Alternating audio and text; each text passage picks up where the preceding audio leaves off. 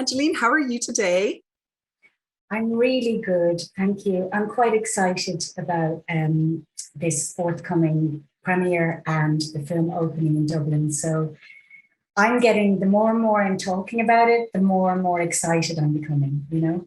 Yeah, because there was quite a delay. I think it was shown at a film festival. I feel like it might have been like a while ago, like maybe well over a year ago at this stage. And it's great that it's finally making it to the big screen, Deadly Yeah, Cuts. and we made it in 2019. So Hmm. it was supposed to kind of be coming out in 2020. Um, and I haven't seen anybody nearly in 2 years. So it's really good because we thought, oh, we'd be back to do post sync, which is kind of extra dubbing on it, or if it goes to the Galway Film Festival or the Dublin, we'd see each other. So it's been a while. Yeah, it's been a while. You know what's great about it is there was kind of no, because it's such a good script, I think, there's no fear around it aging. You know what I mean? There's no fear around it not being appropriate. I think any time is an appropriate time to bring this out because it kind of crosses all the kind of genres in the way. Absolutely, I 100% agree. I mean, something that I find really interesting about this, feature, like when you compare it to your other work, I think that obviously one that always comes to mind with your oeuvre, Angeline, has to be the commitments. But I'm also thinking of, say, you were in Bloom a few years ago. There was The General, The Tiger's Tail, and I just find it so interesting that you've ended up kind of working in a lot of these Dublin-centric stories. And I was wondering, is that something you've kind of thought about, or has your career kind of just ended up playing out that way? Um, Really, I mean, I tend to kind of go after good scripts, and I think, well, obviously, playing somebody like Molly Bloom in Bloom is it's an opportunity of a lifetime. It's absolutely terrifying, but to be given the opportunity was incredible, and it's something that I really had to think about whether I was going to do it or not because, as I say, like everybody in everybody's head, they have their own opinion of what they think she looks like or sounds like. But and I did it. And sometimes in films that I read the script, I I have to be satisfied or I have to actually like it or think that it's this is great. Um, and I think definitely it happened with this when I read this. Rachel Carey emailed me and said that she'd written this with me in mind, this part, and um, I just was kind of praying that it was going to be good. And it didn't disappoint. It's abs for me.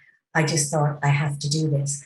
But in terms of films like The General, or I think I've always gone for the kind of more bordering on art house films, like Trojan Eddie, and I did another film in London called Brothers in Trouble, Mhm. which was set in the 60s. So I quite like, for me, it's the whole package. But, if it's a good director and it's a good script, then I know it's going to be interesting. I'm not really drawn to stuff that is not very good, and just a little bit not challenging for me, really. Absolutely. 100%. I found it really interesting as well in Deadly Cuts how, your character, like compared to, say, like the other actresses, you're very much in this like mentor mentee relationship. And I was kind of curious if, as well as, in front of the camera, was there stuff kind of happening with that kind of relationship, maybe behind the camera as well, where you may be kind of offering, acting, maybe industry advice to, say, your other actresses? Um, well, if anything, I think it was the girls who were advising me. They're very, very up to speed. They're three incredible actresses who are self-propelling. They write their own work, and they're very driven. And I actually think that they're in a better position than I would have been in at that age. Um, and I think it was a two-way street, really. I think, and I think also that the fact that we all got on and that, of course, we all talk, but it wasn't like me giving advice to them or, but they were kind of more filling me in on who's, oh, this guy is a really good actor. And have you seen this film and this Irish director, because their ear is to the ground, and but no, I mean, they were just absolutely joys to work with. And as I said, I think it's really good that none of us came in with a preconceived idea about ourselves, that we just knew that we it's perfect casting, really. And I always put that down to casting and Rachel's eye as well. And it isn't just about like, oh, she's great as that character. It's how you all get on as a team, you know? And that goes for the whole film, the whole kind of, team of people behind it, the production, the DOP, everybody. I think when you're all humming the same note, I think that's a good thing. 100%. Speaking of like the fact that, you and the other actresses were such a like team, I love like just the dialogue and everything. It's just got such a gorgeous flow to it. It's so like chatty and you guys kind of bounce off each other so well in terms of the humor and everything. Did you guys get to kind of, do a bit of improv, or was that kind of all there in the script? It was really very much all there in the script. And that's, again, like, take my hat off to Rachel Carey. But I think sometimes, we're getting a buzz on something or a go on it. So we would be laughing and saying things, and then they'd say action, There was a lot of laughing. I mean, cracking up laughing. We were all working very hard. It was December. We actually worked in almost situ. We were working in a salon. That can be quite restricting at times as well, because you've got a whole camera crew behind you, But we managed to kind of have fun. But, don't get me wrong, they're long days for everybody. And that's the good thing. Again, when you have a good team, it doesn't seem so harrowing. The day doesn't seem so long. But, there was wonderful, wonderful people that we worked with. We had a lovely wardrobe lady called Tanya, and she was Russian, and she had that great deadpan kind of Russian. And then she'd say the F word, like, say, she says it like just, or she'd be tired, or we'd catch her, falling asleep in the corner. So it was just great, lovely. Absolutely. It's so funny. Just a few weeks ago, my fiance, now husband, is Russian. So I know all about like the, matter of fact nature of the Russians. They're gas. They're ban, and then she'd just be, you find her having a cigarette on those. And she was quite a big lady, beautiful lady, but you'd find her having a cigarette on, one of those little crisscross stools that are about the size of your hand. She's sitting on one of those, smoking away, and the rolling. Absolutely. So I suppose a big thing for you, Angeline, just like what I'm picking up on there, because, we were kind of talking about like your projects from the past, and you were talking a lot about, kind of looking at script and art house and stuff like that. But I suppose like that kind of community feel, would that be something that you'd be looking out for as well in kind of the projects that you pick? You mean the community feel of the film? Yeah, I suppose something that, again, I suppose I'm thinking of it being reflected both on the screen, but then it's kind of happening behind the scenes as well. But maybe that's more of a coincidence, and you can't really know till you start. I think it's more coincidence. Yeah. I've just done something for RTE called Hidden Assets, and dare I say, I was the lead in that, and that can be quite isolating. Mm-hmm. And it can be quite. I mean, it's a great job. Again, I loved it. But it's pretty intense when you are in nearly every day, every scene every day. And that towards the end of it, when we're filming in Ireland, that's what it was for me.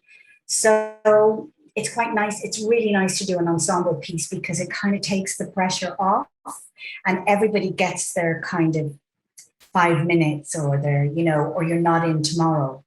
But so, because when it's kind of on your shoulders, you feel the responsibility of it.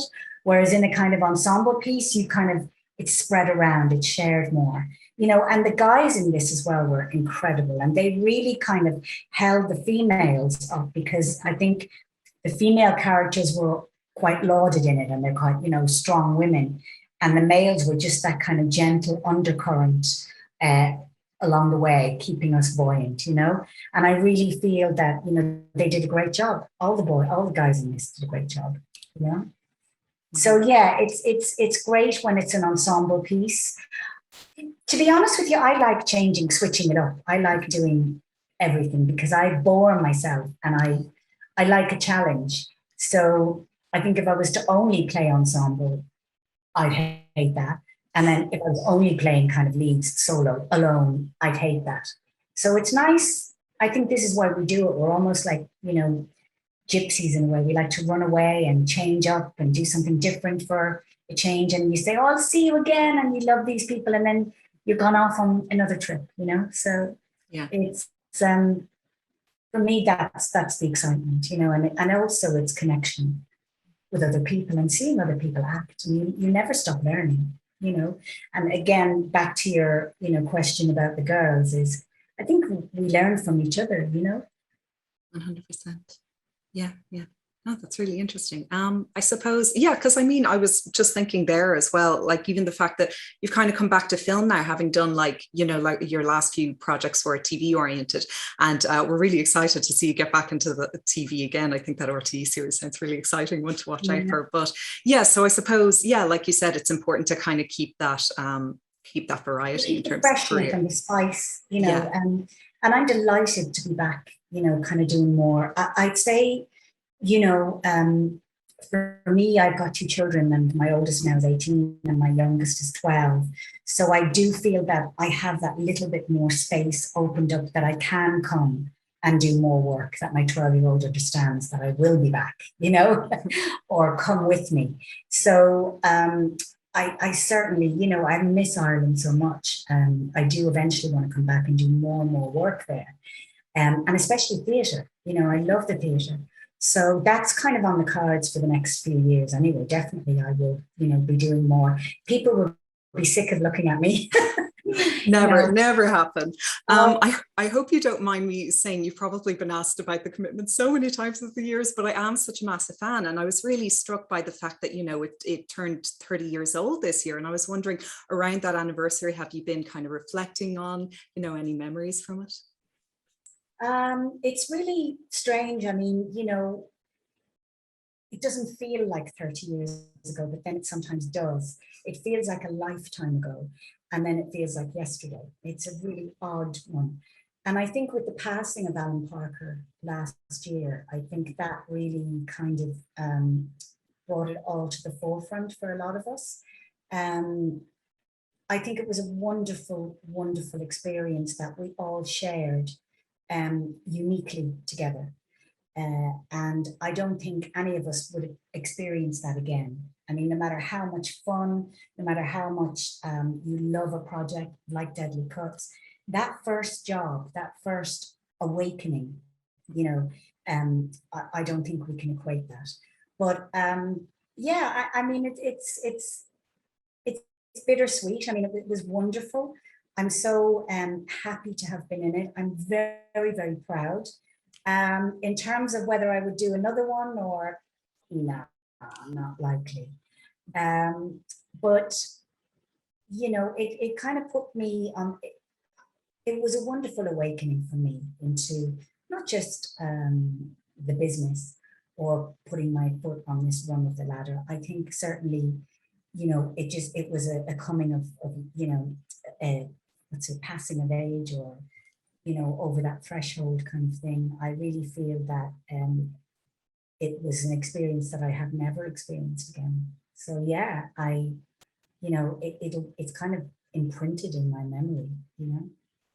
Absolutely, 100%.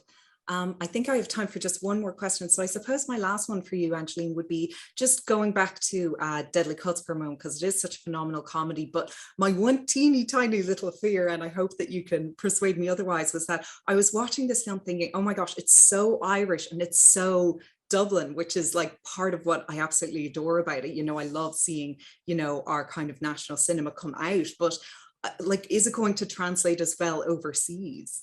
Well, this is it. I mean, I'm hoping it will as well. But I mean, I think, dare I say, getting back to the commitments, I think it was a bit of a publicity stunt of giving a little glossary with it when it first came out abroad.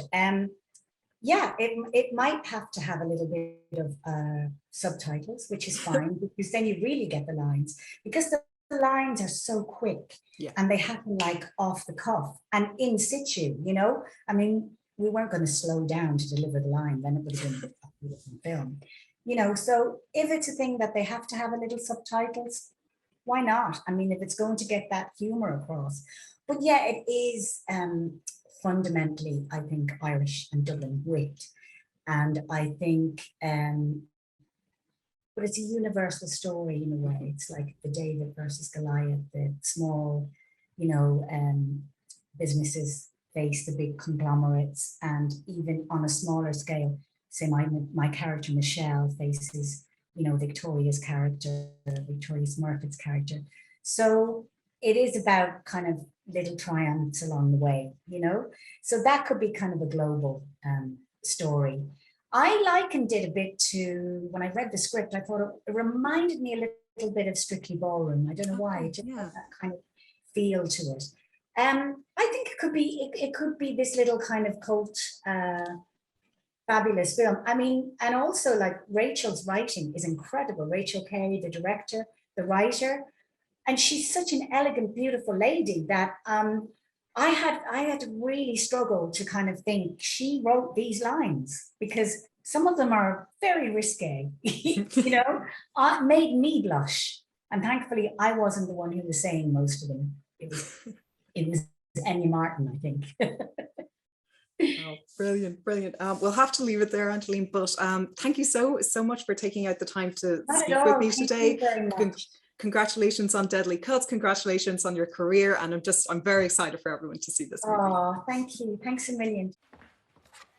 What happened to your face? What? Face is scratched off you. I walked into a tree. What tree? What? There's about 3 trees in Piglinstown. You'd be doing well to walk into one. There's one up the back green. Is there? The cityest it is. You're late, Chantal. You see, there was a fire, and then there was a dog, okay, and then you see the dog got into the fire, and then he started screaming, and... Shan, we all know you can't lie. What's going on? It's her nerves. She contours too much when she's nervous, look at. I had to walk the long way, because Dino said that if I walked through the car park one more time that he was going to shave my head. Oh, for God's sake, Chantal. I heard that he done it to Laura Martin and her head's like a bleeding Malteser. You're always hearing things. Don't make it my problem.